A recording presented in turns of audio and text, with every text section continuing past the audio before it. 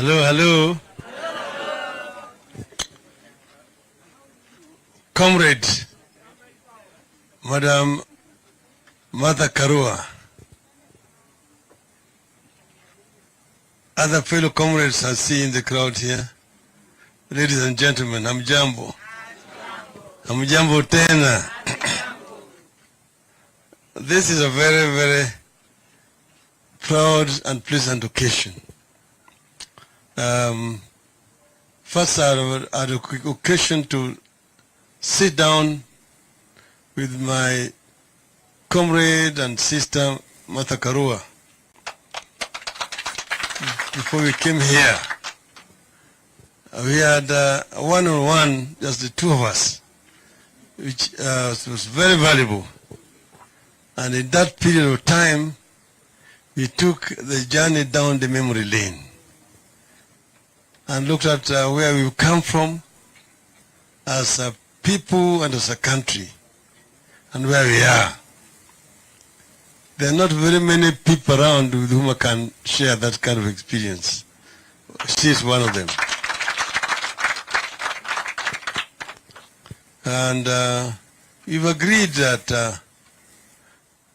the time has come again for us to come together. The Secretary General talked about river first branching and converging. I wanted to tell him that he really are talking about Nile in Cairo. River Nile in Cairo. River Nile in Cairo.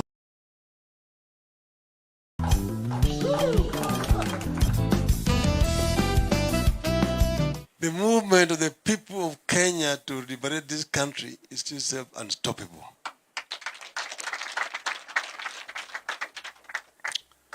I've been saying lately that we're in the process of a third liberation. That there's the first liberation, which brought independence to this country. The second liberation, which gave us a new constitution. Then it forms a land. It's called the Zamalek Island, where I used to live. And then it converges again to move towards Mediterranean Sea. But I've been saying just like the march of the Nile is unstoppable. When it starts that long journey from the Ginger, River Elton, from the Ethiopian mountains to the Mediterranean Sea, the movement of the people of Kenya to liberate this country is still unstoppable.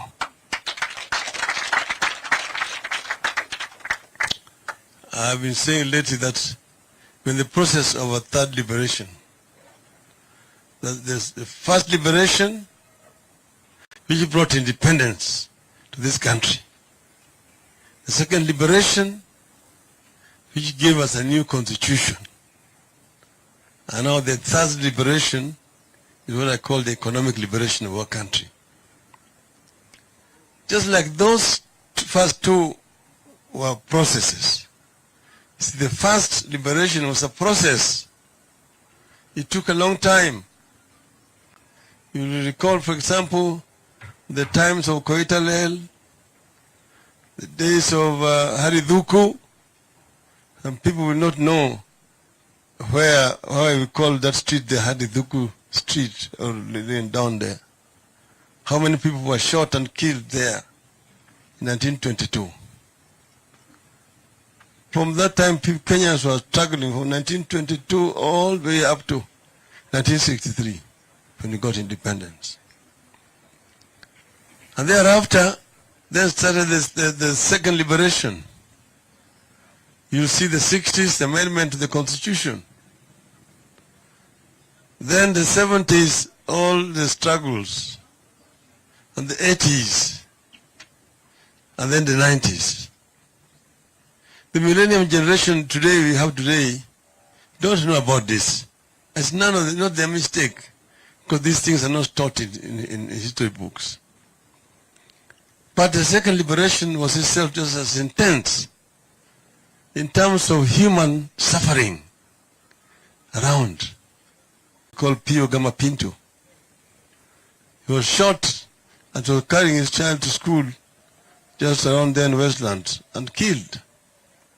Somebody was arrested in prison for 38 years for no reason at all. When he came out of prison, he went all the way to Parkland's grave to go and tell Pinto's grave that I did not kill you. There are several others. Not far away from where you're standing here, is Nyayo House, the infamous Nyayo House. People have been thrown from the 23rd story there onto the street. And then they say they committed suicide. But none of you have had the occasion to go to the dungeons in Nyayo House and see. And if you are told that somebody spent 90 days there, you will sympathize with him. So we were together at that time. I remember, for example, one time when I was being escorted by the lawyers, Martha marshaled them from Ajip House. And we marched James Orengo, Kitobu Manyara, Paul Miti, Philip Kauma Musili, the Chief Justice today, another Martha. And we were walking on foot. They were escorting me because they were looking for me all over the place. So I said, the lawyers, let me say, Shamala was there also, John Hamenwa. And we marched from Ajip House with the media to Central Police Station here. And then I went to report that you are looking for me, I've come. Then after that they said they did not look for me. Because it's an excuse, because they wanted to come to arrest me at home at night. And they went home at night, they didn't find me. I was taken into hiding. And eventually I managed to slip out and find my way to Norway. So Martha Karua here has paid a heavy price in the struggle for second liberation of this country. She stood very firm at the time when very few people dared. She was one of those very few people who were able to come, stand up and tell the truth to the system. And was able to give legal service gratis, pro bono, because so many people were being arrested here and there all the times, and we didn't have the money to pay. So when we formed Ford, she was first with us, Ford, then Ford Asili, Ford Kenya, eventually she ended up in the DP, and became one of the first women who were elected in parliament at that time, the DP ticket. And we were together throughout that period of time. And second period, after we formed Narc, we went through all that today with Martha. And the pros and cons, the hills and the valleys and the mountains that we had to climb. But we are here, we will agree that there's still a lot to be done for us to achieve what the people of Kenya desire, which is the Kenyan dream, as coined by the founding fathers of our nation. And we agreed that the time has come again for us to come together. This final phase here. She's now a general in the struggle. She wears scars of the struggle. Okay? And she wears it proudly. The proud Kenyan. We said, we are marching on until we reach that mountain top to go and plant the flag of liberation on top. And remember, all those who did not make it there that time. So I feel very proud this afternoon to receive Martha here, this side of the divide. I don't think that he had any other choice. Because the difference between this side and the other side is like day and night. Black or white. Huh? You see, here you have people, there's some other people who may have been the other side, but they have come here. But the more of the people who are together in the struggle at this side, I don't think there's any of them on the other side. That other side, you find people who are all the times defending the system that we are fighting, the ancient regime. Those are the other ones here. The apologies to the revolution. But the revolutionaries are this side. And we want to march together. She is going to get a number.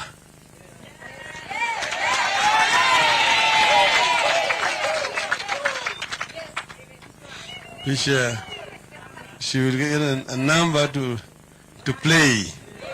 Okay? Sasa ile ambayo mpira itaanza utasikia. Mpira ni ati SK mpatie makao na mpira mpatie ratio na mpira na mpira anapatia Esther anapatia Gladys anapatia Martha na mpira anaenda na mpira.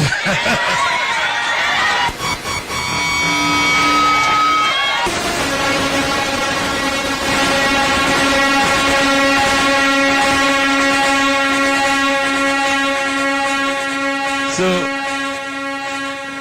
if you know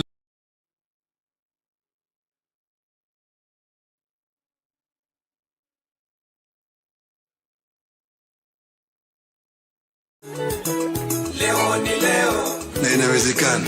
Inawezekana. Leo ni leo. Kijamii inawezekana. Inawezekana. Leo ni leo. Nchi ambayo kuna raha na ustawi. Inawezekana. Leo ni leo. Na inawezekana. Inawezekana. Leo ni leo. Na inawezekana. Inawezekana. Leo ni leo. Kijamii inawezekana. Inawezekana. Leo ni leo. Nchi ambayo kuna raha na ustawi. Inawezekana. Na inawezekana. Leo ni leo. Inawezekana. Leo ni leo. Na inawezekana. Inawezekana. Leo ni leo. Kijamii inawezekana. Inawezekana. Leo ni leo. Nchi ambayo kuna raha na ustawi. Inawezekana. Na inawezekana. Leo ni leo.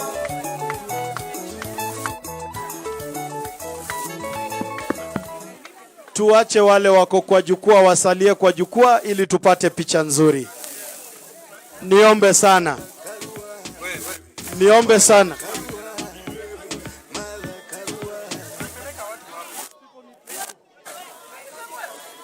Ili tupate picha nzuri, wale mumesimama mbele mupeane nafasi.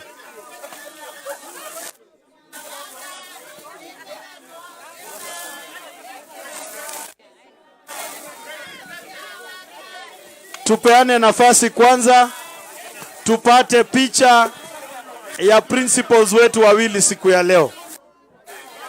Mulio hapo mbele kwa heshima.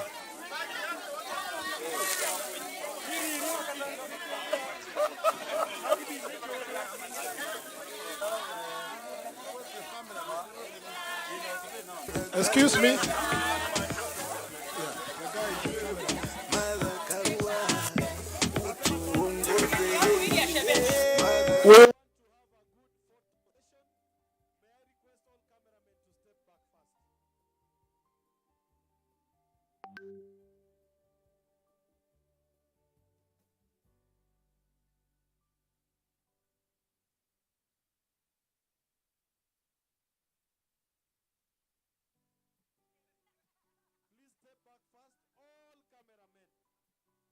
Step back fast to your positions. And we have an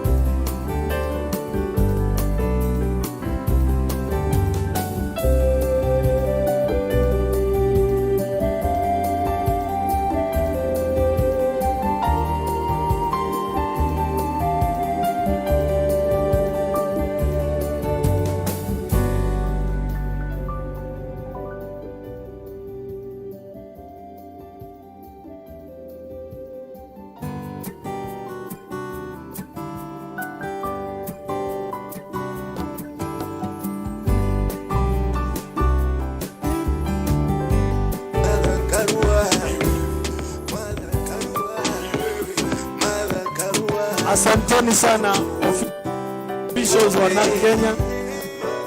Thank you very much. And now let's allow the principals only on stage as we close with the national anthem.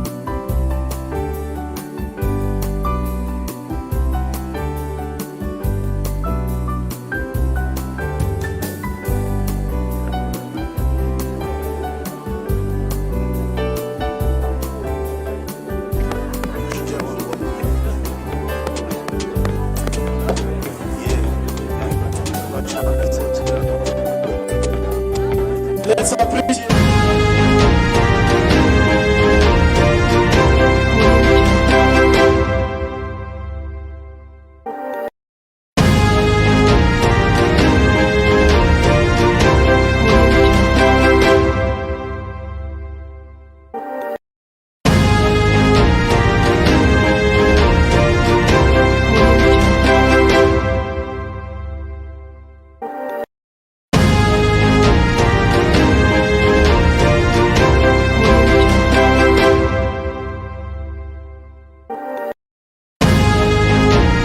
Party leader of Narc Kenya has been here making her position known about what happens to the general election as the Narc Kenya party approaches it. She says that she has made her considerations and has decided that the best option for the party and herself would obviously be backing Azimio la Umojay candidate, that is Raila Odinga. And of course it was an event that had been expected to begin very early in the morning, but it has gone on up until now. Just a few minutes ago, that's when it began. But the take home here is that Martha Karua has finally made her decision, and also very crucial and very critical coming out from this event is the statement by Ora Michael, who is the Secretary General of Narc Kenya, saying that the One Kenya Alliance as a coalition has come to an end, and so meaning that now Martha Karua is free to make what choice she has made.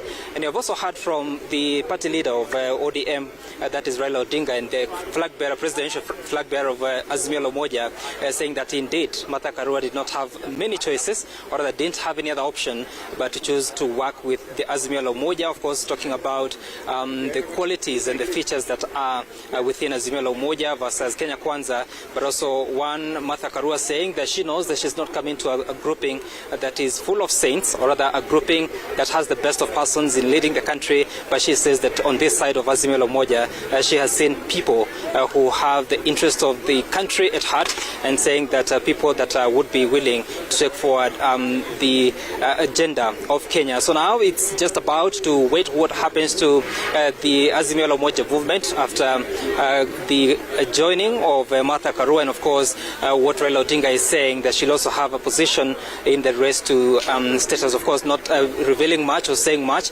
only saying that they were able to look at their history, their journeys, their political journeys that they have had to work together, Raila Odinga and Martha Karua, and now coming to this decision just a few months to the general election, just over 4 months, then this decision is being made, of course, in some form defining this race to State House in the August 9th general election. My name is Sam Gituku. We'll be sure to bring you the latest in as far as this is concerned, and the developments, what this means to the race to State House. Back to you in studio.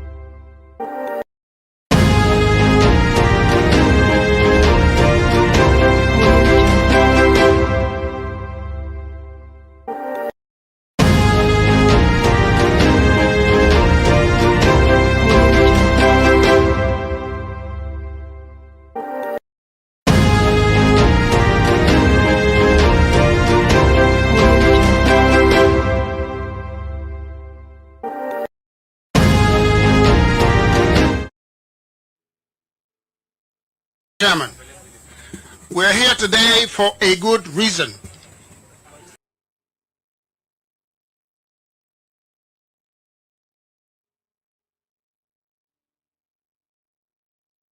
To celebrate the union of two people who have always worked and walked together.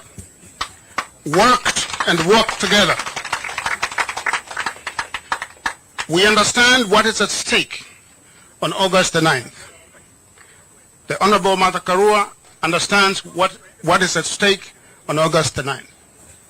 And that is why today she is going to tell you and give you wonderful news as to why she is sitting up here with the Right Honorable Raila Odinga. The news is not mine to announce, and so I will not announce those news. Instead, I am going to call upon the Right Honorable Martha Karua to come to the podium to speak. Is that Secretary General Orwa Michael? I'm sorry. I think the Secretary General of Narc Kenya, I think that is the order. And then, of course, after that, the Right Honorable Martha Karua. Mr. Mike Orwa, could you please come up? Thank you so much. Martha Karua, Martha Karua,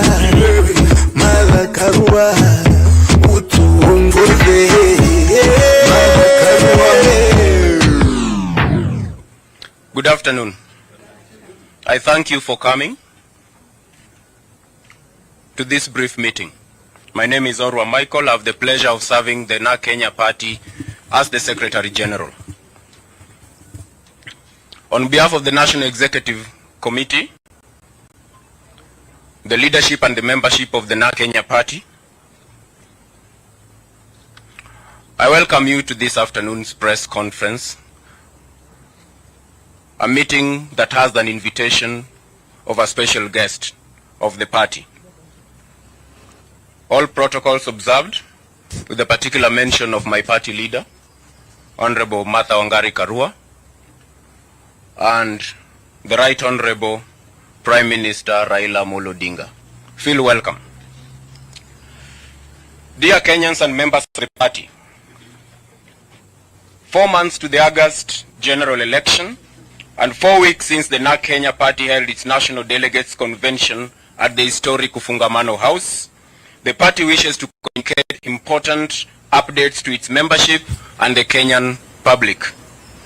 Recalling the resolutions of the Narc Kenya party's National Delegates Convention held on Friday 18th of February 2022, and specifically NDC Resolution number 4 of the matter of fielding a presidential candidate in the August 2022 elections, and Resolution number 5 on the matter of continued consultations and discussions with like-minded partners in the political and civic space with a view of providing a clear political direction for our membership ahead of the August 2022 elections, and Resolution number 6 on the matter of fidelity to the Constitution of Kenya 2010 and full compliance with electoral and related laws in all our engagements in pursuit of such partnerships and relationships. We convene here today to announce to the party membership and Kenyans in general that the Narc Kenya party has made significant strides towards the determination of the political direction of the party. Subsequently, the party wishes to state as follows. Number 1, on the matter of fidelity to the Constitution and compliance with the law, the Narc Kenya party is convinced that the Political Parties Act as amended and read with other laws make it illegal to belong to more than one political party and more than one coalition at any point in time. Number 2, on the matter of the party's membership in the One Kenya Alliance, we reaffirm our commitment to a politics of decency,